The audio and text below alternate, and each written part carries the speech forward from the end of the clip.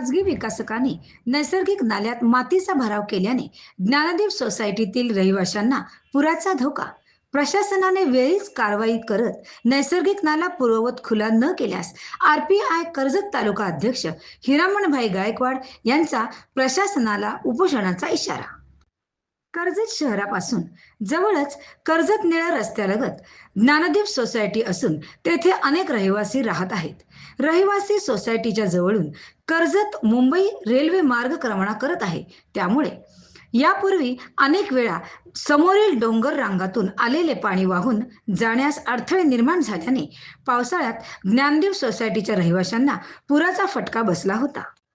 त्यानंतर संबंधित रेल्वे प्रशासनाने येथे पाणी वाहून जाण्यासाठी नवीन मोऱ्यांचे बांधकाम केले.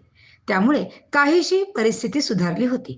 परंतु आता याच रहिवासी सोसायटीमधील एका खासगी जमीन मालकाने त्याच्या हद्दीतून जाणाऱ्या नैसर्गिक नाल्यांमध्ये भर टाकून तो नाला अरुंद केला आहे. साहजिकच परिणामी पावसाळ्यात डोंगर रांगांतून मोठ्या प्रमाणात पाणी वाहून आल्यास या नाल्यातून पाणी पुढे जाण्यास अडथळा निर्माण होऊन सर्व परिसर जलमय होऊ शकतो. ही बाब लक्षात घेऊन स्थानिक रहिवाशांनी संबंधित जमीन मालकाला याची कल्पना दिली. मात्र तरीही काम सुरू आहे याचीच दखल किरवडी ग्रामपंचायतीचे माजी सदस्य व आरपीआय कर्जत तालुका अध्यक्ष हिरामणभाई गायकवाड यांनी घेतली आहे.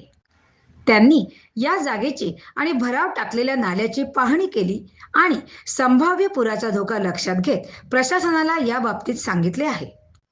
मात्र तरीही पुढील काही दिवसात प्रशासनाने याबाबत कोणतीच कार्यवाही केली नाही तर या विरोधात उपोषण करण्यात येईल असा इशारा आरपीआय कर्जत तालुका अध्यक्ष हिरामणभाई गायकवाड यांनी प्रशासनाला दिला आहे.